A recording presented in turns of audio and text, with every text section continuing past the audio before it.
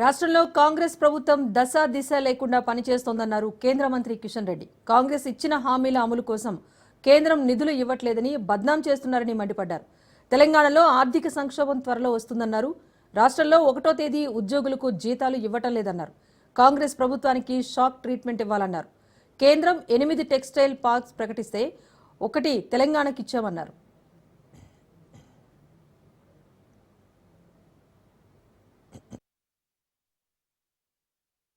14 నెలలుగా వస్తుంది కాంగ్రెస్ పార్టీ అధికారంలోకి వచ్చి 100 రోజుల్లో పరిష్కారం చేస్తున్నటువంటి 6 గ్యారెంటీలు గాని, మిగతా ఇచ్చినటువంటి 420 సబ్ గ్యారెంటీలు గాని ఏ ఒక్క హామీ కూడా పూర్తి స్థాయిలో అమలు చేయకుండా కాంగ్రెస్ పార్టీ పూర్తిగా వైఫల్యించింది. మిగులు బడ్జెట్స్ గా ఉన్నటువంటి తెలంగాణ ఈరోజు టిఆర్ఎస్ పాలనలో, కాంగ్రెస్ పాలనలో అప్పుల రాష్ట్రంగా మారిపోయింది.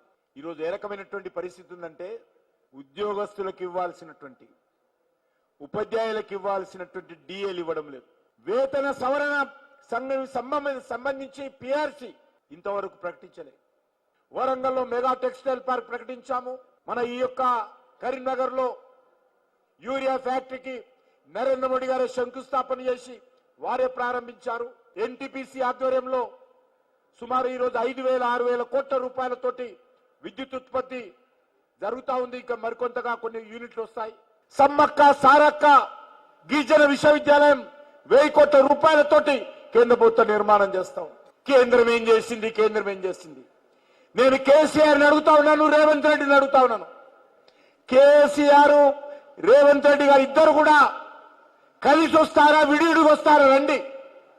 నరేంద్ర మోడీ గారి ప్రభుత్వము తెలంగాణకి ఏం చేసిందో ఈ 10 సంవత్సరాలుగా ప్రతి విషయంలో కూడా చర్చించడానికి సిద్ధంగా ఉన్నాం.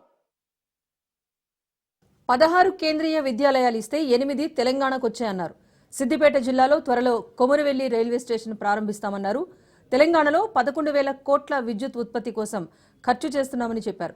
రామగుండంలో యూరియా ఉత్పత్తి పరిశ్రమను ప్రారంభించి రైతులకు అంకితం చేశామన్నారు. అమృత్ పథకం కింద 3,700 కోట్ల నిధులొచ్చాయని, పీఎం కిసాన్ కింద 15,000 కోట్ల రూపాయలు రైతులకు ఇచ్చామన్నారు.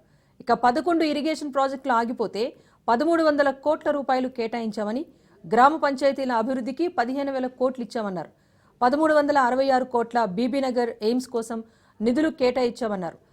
ఉపాధి కోసం 32,000 కోట్ల రూపాయలను కేంద్ర ప్రభుత్వం ఖర్చు చేసిందని, 900 కోట్లతో సమ్మక్క సారలమ్మ ట్రైబల్ యూనివర్సిటీ ఏర్పాటు చేయబోతున్నామని కిషన్ రెడ్డి తెలిపారు. ఇక ఉచిత రేషన్ కోసం 30,000 కోట్లు ఖర్చు చేస్తున్నామన్నారు.